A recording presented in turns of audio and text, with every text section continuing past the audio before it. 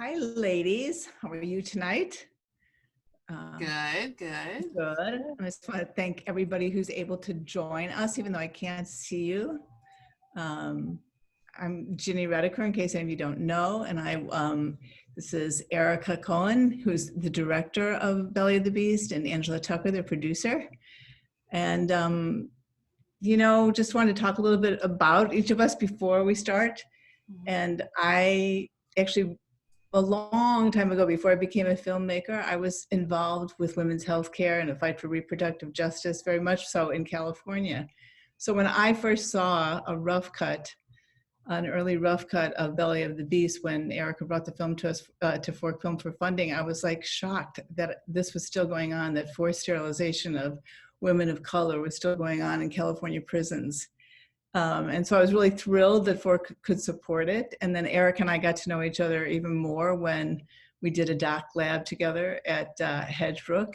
And so we were actually, I think, together in this incredibly beautiful space for about 10 days, looking at cuts, talking.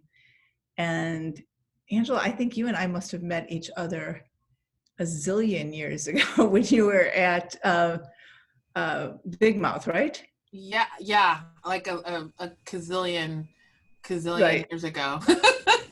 Yes. Right. And so, I know that I feel like there's so much to talk about with this film, and there's so many issues to talk about and so much of the filmmaking process to talk about. So I kind of wanted to start first off with talking about the filmmaking process and talking about the two of you and how you got interested in the subject. And so Erika, since how long did it take you to make the film altogether? A decade. Decade.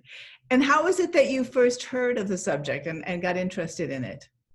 Yeah, in 2010, I met attorney Cynthia Chandler, one of the film's protagonists, and I was really inspired by Justice Now, the organization that she had co-founded. It was one of the only organizations in the country at the time, if not the only organization, that had board members who are currently incarcerated, kind of informing strategy and informing policy from the inside out. And they had this campaign called the Let Our Families Have a Future campaign, which essentially exposed the multiple ways that prisons destroy the basic fundamental human right to family. One of the most heinous, of course, being the illegal sterilizations, primarily targeting women of color.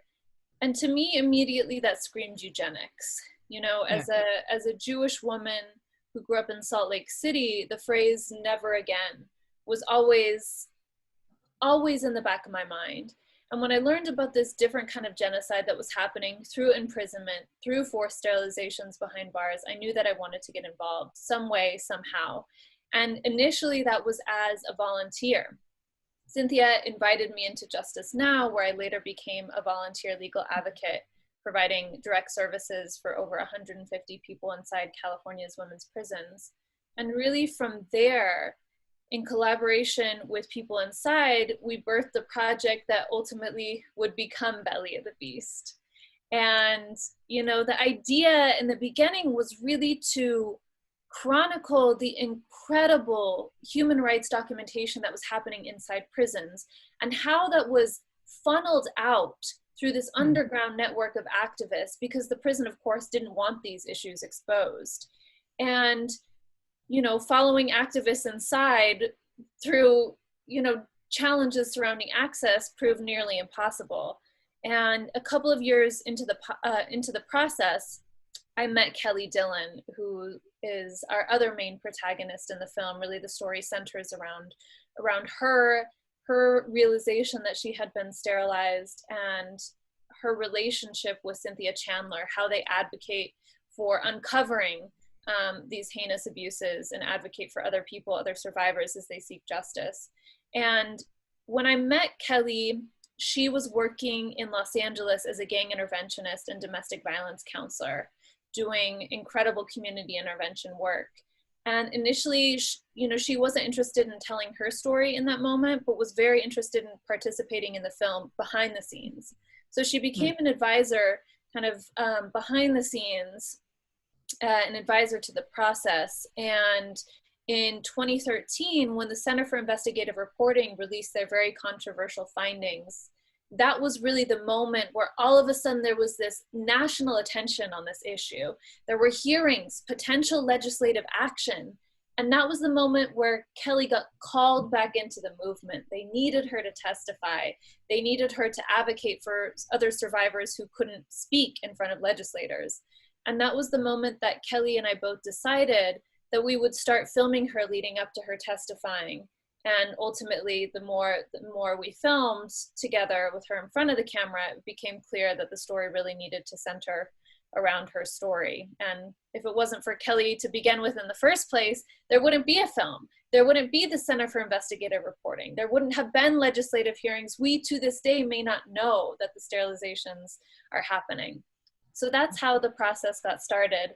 And Angela and I have a beautiful setup story. We went on a blind filmmaking partner date through a mutual friend, and I'd heard about Angela's work for years, and I think our mutual friend Alex Hannibal was just waiting for the right moment to have us meet. So I'll let Angela take it from here. Yeah, Alex Hannibal, we love, had been kind of, is always a little bit checking in with me, like, are you producing? You say you're not, but are you? She to this day does that. And so she had talked to me a little bit about this project, and said, I wanted to meet this person, Erika. We were both at Sundance, and I was kind of like, okay, sure, and we met at the Utah Film Office, and I saw some footage of the film, and it was really Kelly's interview. And, there's like a line in the film where she says, as a Black woman, my life wasn't shit. And I really that just resonated with me in a deep way. And I felt like this movie was an opportunity to sort of tell a portrait of a woman that was like complicated and really got not just into her kind of persevering, but what her healing process was going to be like. That was interesting to me as well. And so that's when I knew I just needed to be a part of the film. And Eric had been working on it for maybe 6 years, and then I was on it for 4. So a lot of the kind of initial filming had been done, but there was a whole other like section of filming that needed to happen, because as we all know, as filmmakers, like, you think you're going to be done with the film. I thought I was going to be on the film for 2 years tops, and I've never like on anything for like under 4 years at this point. So I don't know why guys thought that would be the case. That never happens. But I think that I know that you published an article today in Talk House, and so that it kind of really told a lot of what was going on for you when you first were at that meeting. And would you be willing to share? So much to you. Yeah, I mean, I hadn't really talked publicly too much about it. I mean, actually on our film team, like Erika for a long time was the only person who knew that I had had a hysterectomy. And when I met with Erika at Sundance, I was deciding whether or not I was going to do it, but I didn't really have a choice. And that's kind of what the piece gets into, is kind of this like this idea that you have a choice when there was really nothing else to do. My body was in such a state that, I had to have this surgery. And I had suffered with fibroids for a very long time. I mean, pretty much since my 20s, I've had like fibroids, and I've had to deal with the fibroids because they've been, so for some people, fibroids are basically symptomatic or like small. But for me, they were like very large. And for many Black women, you have to have some kind of surgery for fibroids. And there's a lot of, I had one surgery and that worked for a while, and then I needed to get another one. And as I was starting to explore what my fertility options were, it became pretty clear that I probably would not be able to carry a pregnancy. So that's when I decided to have this hysterectomy. And I just had this conversation like with my doctor right before Sundance. So when I had the conversation with Erika, it wasn't just like, it was a job, but it was also, it did feel like a calling. Like it felt weird because it was on my mind of like this idea of, is this my only option just because it's my only option? Or what role did kind of my race and my class play on that? Because, I was like a poor filmmaker. It wasn't like I had like the best health insurance in the world. There were times where I had it. There were times where I didn't have it, So that really was what made me feel like it just felt like weird that this is what Erika was talking to me about, and it just felt like a sign of some kind. And I think through the years of making this film, I've been able to kind of process what happened to me and what, like, how I feel about it, and you know, just having this relationship with Kelly too, and seeing how forthcoming she is about like everything that's gone on in her life, gave me the strength to write this piece. And so, you know, I'm really grateful for it. And also I wanted to write it because what I say in a lot of Q&As about the film is it's very easy for you to watch a film like Belly of the Beast and feel very distanced from what's happening in the film. But the truth of the matter is, like, forced sterilizations are happening in the free world right now. And it's not just an issue that is happening to people inside prison. And so, though my sterilization was not forced, I did kind of want to bring it back to, this is like, these situations are happening in the free world. And so, so that was part of the reason why I wanted to be a part of it. I mean, many people in my life thought it was crazy that I was signing on for this film. Like, they were like, are you gonna need to be institutionalized? Like, why are you doing this? Like, my best friend sat me down when I said I was gonna do it. She's like, yes, yeah.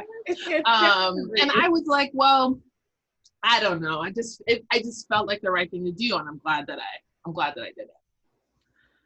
And you guys certainly had some challenges that you faced. I mean, I just want to let people know that we will have time for a Q&A, so that you can put stuff into the chat or the Q&A box, and we'll take those questions. But in the meantime, I just like, how did you get access? I mean, some of the shots, like the drone footage, how did you guys do that? And yeah, starting with that. Well, access was a huge challenge from the very beginning. And, you know, really in conjunction with some of those challenges surrounding access, I think it provided an opportunity for us to really think about how we wanted this film to look and feel. And, you know, prisons are so far out of sight for so many people, you know, out of our minds, out of our consciousness. Prisons are placed in locations far from our physical reach, far from access to transportation. And we are rarely granted access to worlds that aren't dramatized or over-sensationalized in prison. And so I really wanted to reimagine how we visualize imprisonment, using imagery that really contrasts confinement and freedom, and viscerally places viewers in these vulnerable, uncomfortable spaces, like what it would feel like to be wheeled into the surgical room when you're handcuffed to a gurney, or what it would feel like to be in this tiny medical office inside prison with a doctor who is employed by the prison, where your daily existence is controlled by force, completely naked, your legs dangling from an exam room table. Those are vulnerable places that we would never have access to. Even if we did get access to a prison, those aren't moments that we would be able to shoot. And so, you know, when we imagined how the opening of the film would be, it was really, you know, this place where we open with wide aerial drone shots of the Central Valley in California. And we slowly narrow our focus, you know, until the drone shots of the prison, which are stolen shots, we'll say. And, you know, and then ultimately we find ourselves confined in the prison, in the yard, in the unit, in the interior cell, and the door shuts. And we are literally with our main character, Kelly Dillon, as she tells her, you know, I've always been a fighter, but it wasn't truly birthed until I found myself in prison. Yeah, that was a pretty incredible. And what stage of the filmmaking process did you do those reenactments? Or not reenactment, that's not even the dramatizations, I guess that's a better way to put it. Yeah, it was interesting. We started collaborating with the brilliant cinematographer Bianca Klein in 2016, 2017. And at that time, we didn't really have a budget for recreations. It was kind of testing the waters of how this could could look and feel, because, you know, we wanted this combination of first person POV, recreation, observational footage, and that it would flow really well with the verite footage that we were able to capture. And so we found ourselves in Utah in a completely dilapidated jail, and that we later, under the Utah Tax Incentive Program, were able to convert into a prison set that looked like the prisons in California, with incredible set and production design. And we did some test shoots with crystals and playing with light and lens flares and shadows. And that's what we kind of took to funders to say, here's the concept of recreations. We are really pushing the boundaries of what cinema verite looks like. And we really are trying to evoke a very specific, vulnerable vibe that helps, you know, visualize the stories that we're hearing from inside prison that we don't have access to, you know, in terms of visualizing those. So that was kind of the process. And then once we got funding, you know, Angela and I worked with a storyboard artist to put together the scenes, not only in the prison, but also in the courtroom, as well as the medical facility, and worked in a simulation medical center for that, and had medical advisors kind of guiding that process, in addition to those who had been directly impacted by the experiences, advising us on every little detail. I mean, literally, Ginny, we agonized over every little detail, wanting to really place audiences into a location that they could almost like smell and taste. And so, you know, we ended up having a week-long shoot where we did those recreations. Wow. Yeah, I would just add that, you know, it's a great compliment when people ask if you got access, like if we filmed those within a prison, you know, like in a working prison, or if they think that's very, I always am like, wow, what a compliment. Because it was a lot of work to get that footage, but it was, I think in a lot of ways we had to do the test shoots too, because when you hear the word recreation, reimagining, any of the re's, people get a little bit like, is that going to be like an investigative TV show recreation? Because everyone's used to those really bad ones, which I love and watch when I get my hair braided, but people are a little nervous, like what is it going to look like? So we had to kind of show that it was going to be something that had real production value and felt kind of evocative and that kind of thing. So true, Angela. I'm remembering some of those first conversations when we said and then you would already get the cringe. Yeah, people would be like, sure. But I have to say I did not know that you guys had gotten access to an old prison, because it is remarkable. I was like, how do they do this? Also, I thought that the use of women's different body parts to really convey, like when you talk about the fear and the feeling of isolation, or what you would be going through, like just seeing your hand cuffed to the bed as you're going in, or the glove going on, and so someone's going to start to do an exam. I thought all that stuff was really I thought it really worked well. And what stage of the film, I mean, so how long had you edited? How long, you know, when did you do it, and how did that affect the story that you were telling? Or did it? We shot the recreations right after we had gotten to like an early rough cut. I think it was after you had seen one of the first rough cuts, Ginny, at Hedgebrook. And that next summer, we had worked with a storyboard artist for very specific segments. I mean, we were working on the smallest budget, so we had to be very specific. And there's not a lot of leftover footage from the recreation shoots. Like every shot is in the film, and then we're trying to like repeat. We're like, we can't repeat. Right. And then so.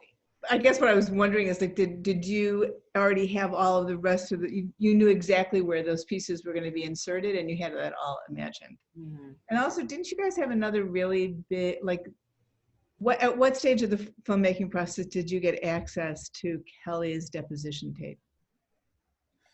Oh yeah, that was, we were, I mean, we thought we were done with the movie. But I always kind of had a feeling like something was missing, but you know, we thought we were done. And then, you know, in sort of a fact checking process, we had reached out to the legal team, which had like dismantled, and there was only kind of one person left standing.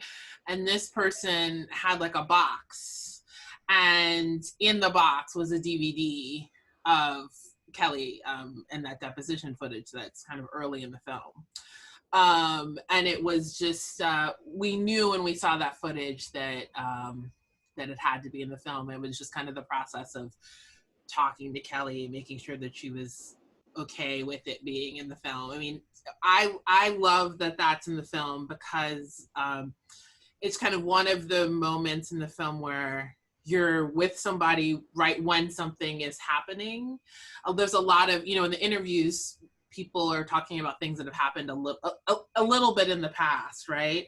Whereas when you're there with her and you see how young she looks, and it really brings it home in a different way.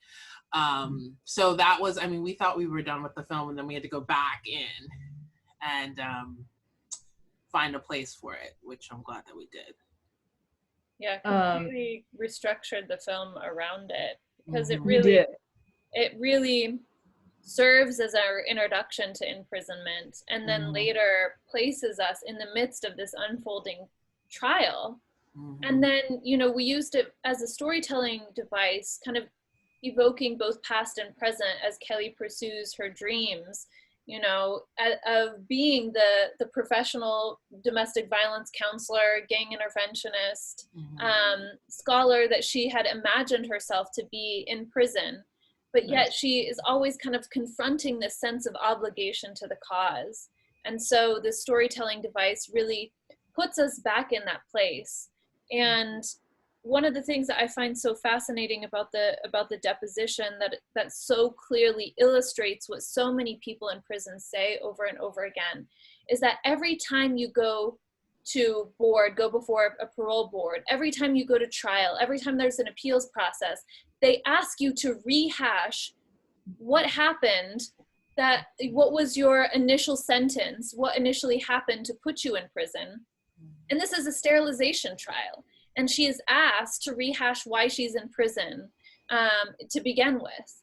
And it really was reminiscent of how our system, our criminal justice system, our prison industrial complex will not allow someone to shake their past. It's a constant reminder of what they've been through. I think it's also something that women who have been sexually assaulted or raped, that they have to go through too. It's like you constantly have to tell your story over and over and over and over again. Yeah, which is very re-traumatizing. Tell me about some of the hurdles that you guys encountered getting funding for the film. Was it an easy film? I mean, if it took, was part of the process that it took so long because it took a long time to fund? Was it something that funders just thought, oh, this is such an important issue, let's come on board? I think, because I know that that's what we did it for. We just felt like, oh, we have to get involved with this. And how, you know, what was your experience with raising money? Well, I mean, Erika, do you want to talk about like the early, Sure. just you by yourself era, and then I'll pick up. Yeah, in the early days, Ginny, there were two responses that I would get. One, people didn't believe that I was serious. People didn't believe that this was happening, or people didn't care. And in the first 3 years of making this film, I mean, so many no's, so many doors shut in my face. Even though I had hundreds of testimonies from people inside prison who said this had happened to them. So it really wasn't until the Center for Investigative Reporting released their series of articles by Corey Johnson that people started taking this film seriously. And it, you know, Center for Investigative Reporting also becomes a character in the film as a device for us to understand both the historical precedent and what's going on in this unfolding investigation. So it's interesting from both kind of a behind the scenes funding perspective, as well as a in the moment in the film using as a storytelling device, how essential that reporting really was. Yeah, I mean, and I think the first grant that sort of came in, and this is how Alex Hannibal learned about it, was through Tribeca. Tribeca Institute gave a really early grant. And, you know, you kind of need someplace like that or someplace at that level to kind of give you money, and then other people start to take it seriously. And, you know, they had gotten a diversity development grant. One of the producers, Kristen Marquez, had gotten that. And so once that happened, money was starting to come in, but it feels like it wasn't until we pitched the project at IDFA. So we pitched the project at IDFA, and Independent Lens heard our pitch. And even though we knew the team there, I think there was just something about our materials. Like, I think our scene select was really the tightest it had ever been. And I think that was what made them kind of come in and commission the film. And that really helped. I mean, that didn't take us all the way, but that sort of started the path. I do want to say, though, that, I mean, in the making of this film, Erika made like 2 other films in the making of this, in the time that you made this. So I do think it was a different thing, you know, like by the time like The Judge had come out, I could feel the momentum from the Erika's second film, The Judge, premiered at Toronto, had a sort of robust festival run, was also on Independent Lens. I could feel the tide turning a bit once that happened, because I felt like people were kind of like, oh, you know, but it's a little crazy that it took kind of all that time, because, you know, we had all that access, but you know, it took a while for people to kind of, to really kind of come in. And we were also kind of blessed with a great sort of team of executive producers. So a lot of individuals who don't, you know, who either donated or introduced us to other people who gave money. And that's really what brought it home in terms of filling in the gaps, was just kind of individuals who saw the importance of this subject matter.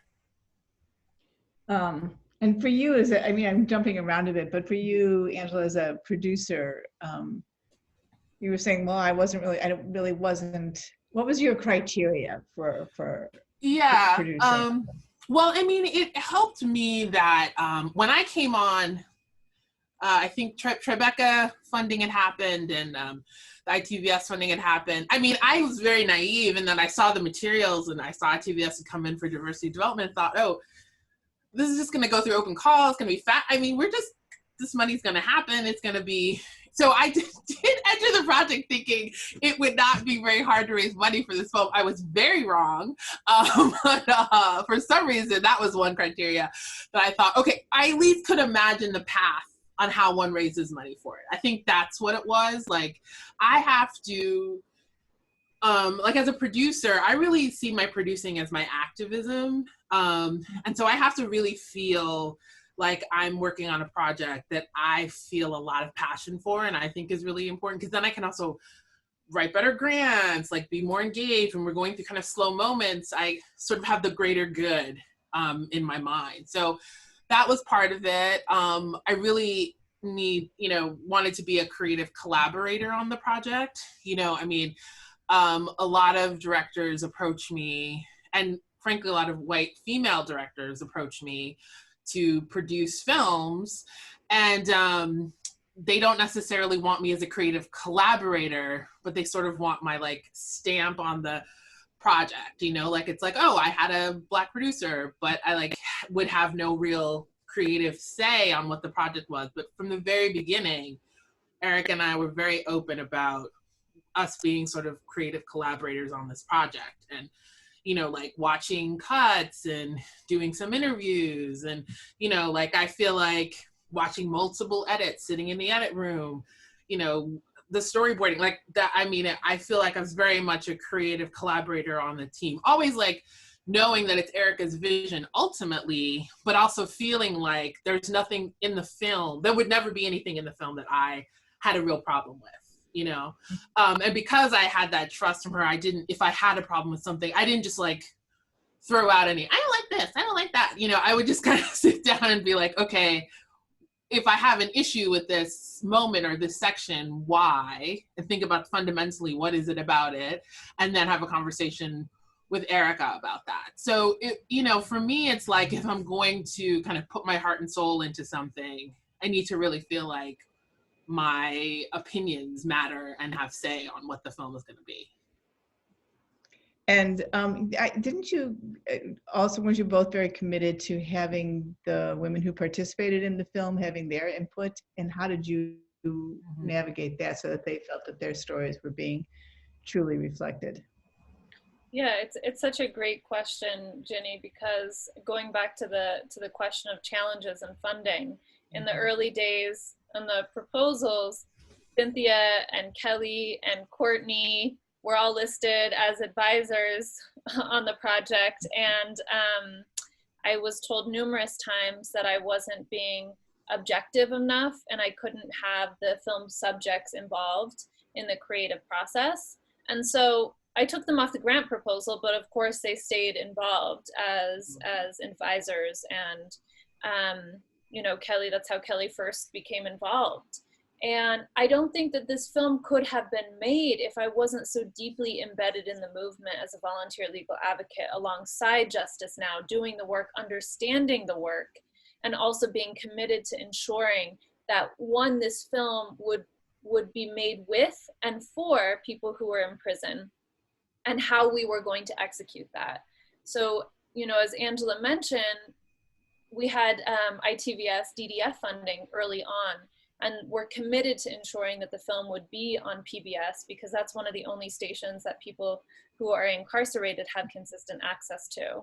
And so we were thrilled. We knew from the beginning that this had to be a PBS film and wanted it to be an ITVS partnership so that we could ensure that happened. And, you know, we just, Angela, Cynthia, Kelly, and I were just talking the other day about what it was like to collaborate in the edit, and how, you know, the first cut that Cynthia and Kelly saw, they had seen lots of little scene selects and snippets here and there throughout the process.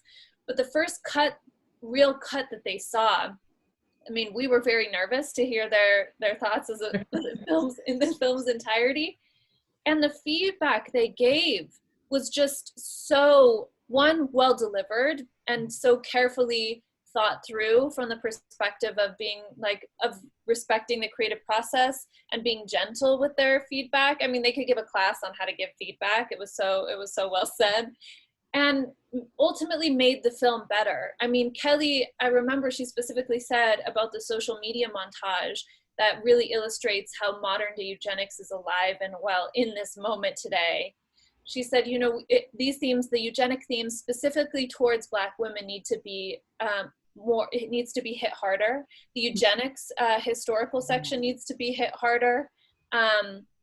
You know, this the Kelly Cynthia story needs to be expanded upon. Like, let's get some stats. Let's get some national information. I don't want people to ever think this is just about us. And she also gave feedback about, like, this was a heavy section. Like, can you add one more shot? Like, one more shot, a musical interlude. And she was right. She was right. She was. Yeah, I would also say, you know, like,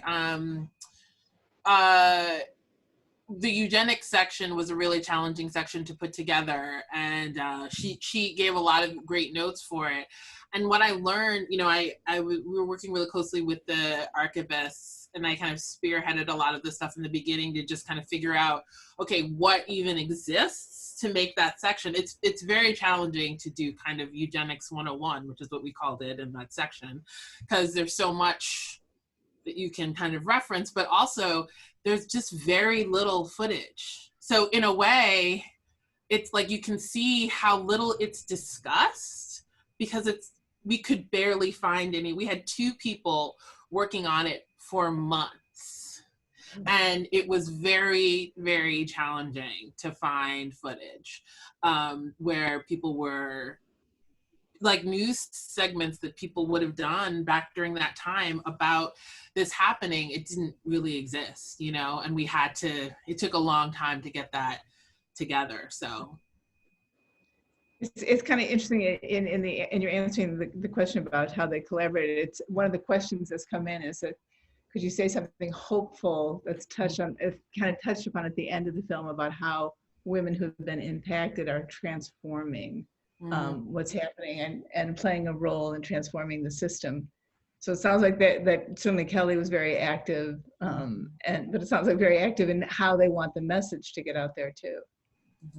Yeah, absolutely. You know, in addition to Kelly, you know, this film was made in collaboration with the other survivors, not as hands-on as Kelly was, and it was challenging to be in collaboration with people who are currently incarcerated at the same speed we were working, because of the barriers of communication. But definitely they were a part of the process too. I mean, down to every little detail, every major decision we made in collaboration, such as, you know, who would be the musical voice of the film? We asked everyone inside, if you could have anyone involved with this film as the musical voice, who would it be? And everyone said Mary J. Blige. You have to get Mary J. Blige. So then the challenge became, how do we get Mary J? And, you know, with the time that we reached out to her, the film wasn't finished. We sent her a rough cut of the film. There wasn't an ending to the film yet. There was no reparations movement, you know, hearings that you see at the end of the film at that point. And so when we had this conversation with Mary J, I mean, she watched the rough cut immediately. She said yes. She knew that she wanted to be involved. We had written that she had been such an inspiration. Her music had gotten her through so many people's time in prison. And it was, you know, a unanimous decision to have her involved.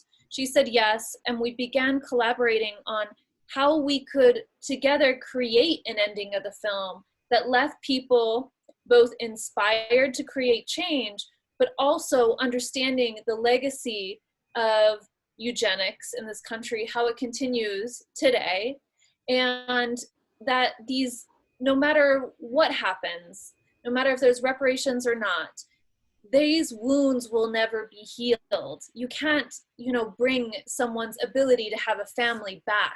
You can try and right that wrong through reparations.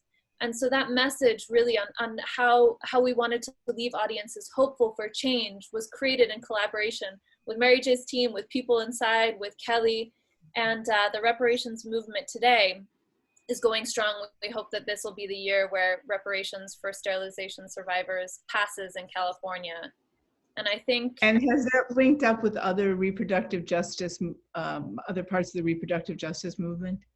Is that something that that movement is taking on? Yeah, absolutely. Angela, do you want to talk a little bit about that? No, you talk about this. You talk about this better than I do, so I'm going to defer it to you. So, you know, I think the film was released in the middle of the story about what happened in the Georgia detention center, the mass hysterectomies. And so people were shocked that this was still happening today. And a key component of why these abuses still continue to happen is accountability. While there's been acknowledgement of the harm, there has not been accountability.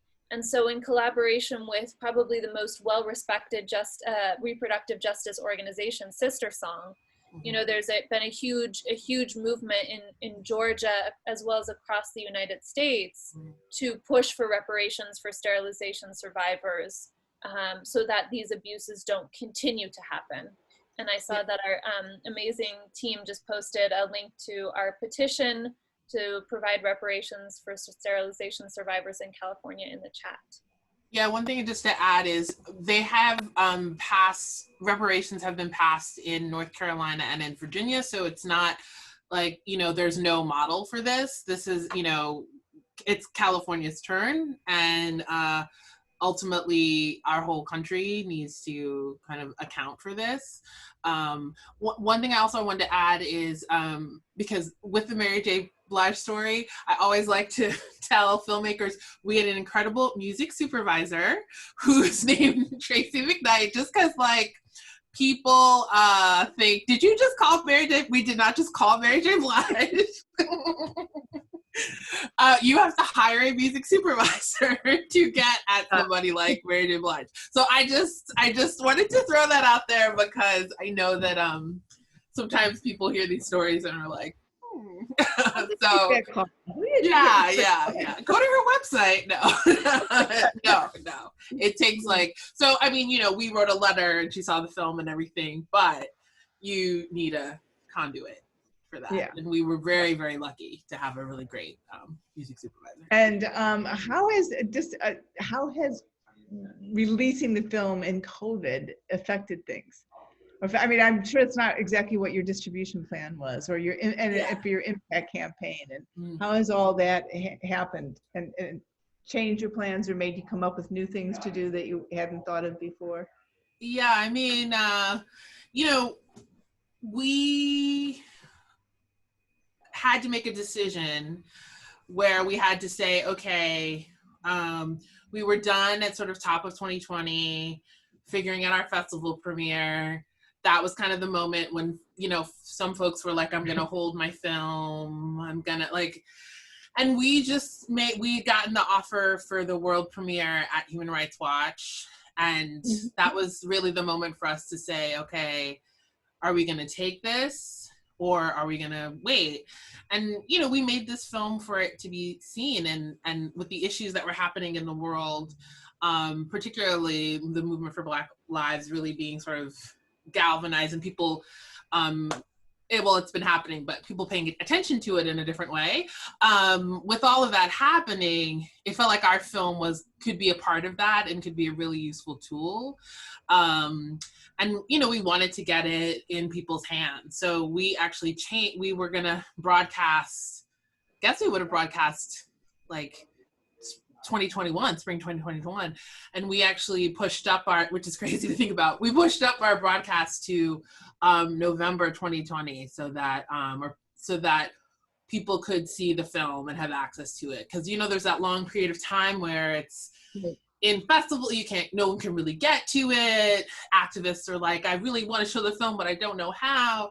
We just decided that we were just going to make it available and just kind of lean into online festivals and virtual conversations. And I do think that we've been able, with, our incredible engagement team, Red Owl, we've been able to do a lot of incredible conversations and events online that we wouldn't have, that we wouldn't have probably been able to do. And we didn't spend as much money on travel and all the, the money could go a little more directly to the organizations, the individuals doing the work. So I feel like this is the best rollout we could have had for the film.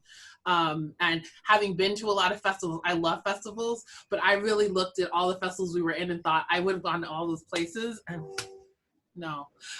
So I loved that I could be like, hello, I am in my living room. I miss being able to see people in their live and in living color at festivals. I do to a point, but I would have loved one. We still have not, we haven't seen the film in a theater. Right.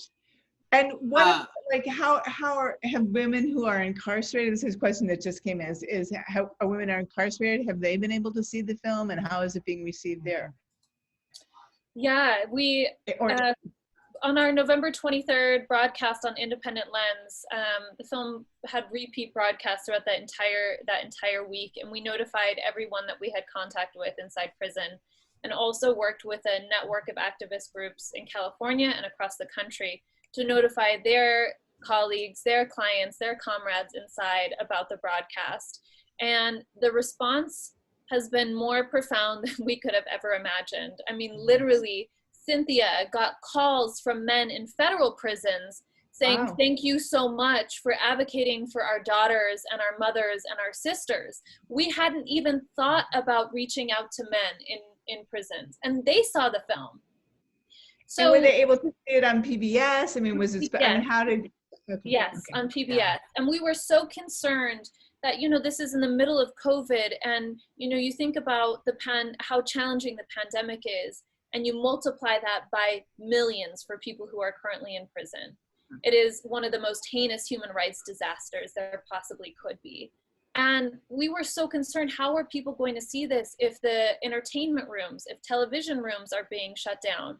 But I will say that people who are in prison are the most resourceful, genius people in figuring out how to access the things that are important to them. And, you know, in collaboration and in the spirit of love and sharing, especially during these times, you know, people found a way to share their devices, their televisions, and notify each other, and, you know, really, you know, have dialogue around these issues. And one of the beautiful things that came out of that was we got requests from people inside all over the country to have books that were about reproductive health, sexual health, mental health, trans health and well-being. And so out of this inspired this incredible holiday book drive, where we created a list of books that we sent to people in prisons that just went viral. And, you know, people all over the United States supported this, and you can still support it through the end of January.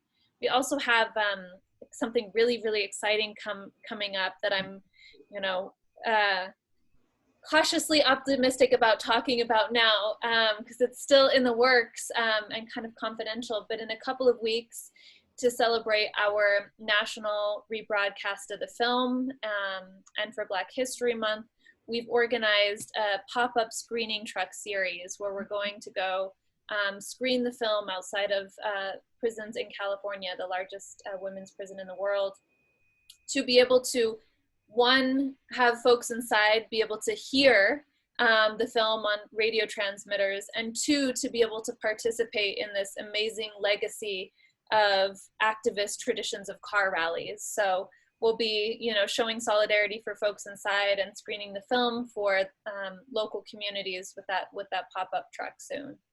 And so I'm just curious with that, like, are the prison authorities now working with you and agreeing to have the radio transmitters inside? How are you working that out? Or we'll notify, one way or the other? We'll notify folks inside, like we did about the broadcast, to tune into a particular radio station. I see. Radios are a bit more accessible. A lot of people inside have radios. Yeah. And so they'll be able to hear the film that way, as well as tune in for the rebroadcast. Oh, that's so exciting. I see that they just posted about the book drive. Yeah, it's really great. So it's been really great to talk to you guys. Is there anything else that we missed that you'd really like to talk about? Because I know we said that we would do this for 45 minutes, and I see that we're going over. Just thank you, Gini, for believing in this film and championing this film from such an early, you know, stage. It's such an early point. I mean, having Fork Films stamp of approval on the film, we talk about the challenges of funding and the challenges of garnering the attention that this film deserves. And it really, really helped to have Fork involved, and then to have you involved as a champion throughout the process. So thank you, Gini. Well, thanks so much for doing it. And really, I was like, I was really, really, really very happy to be involved, because it was like, I couldn't believe it was still happening. It's something that's really important, and it's a, as you say, it's just a crime, a heinous crime that this is still going on. And I feel like I'm now more aware of other places that it's happening. You know, certainly in detention centers for immigrant women. I mean, it's got to stop. So I'm really happy that we could be part of this. Thank you so much. Yeah. This was great. Good, yeah, good to see you. Yeah. Good to see you. Thank you for everyone who joined us for this. Yes. Yes, thank you. All right. Thank you. Take care. Night. Okay.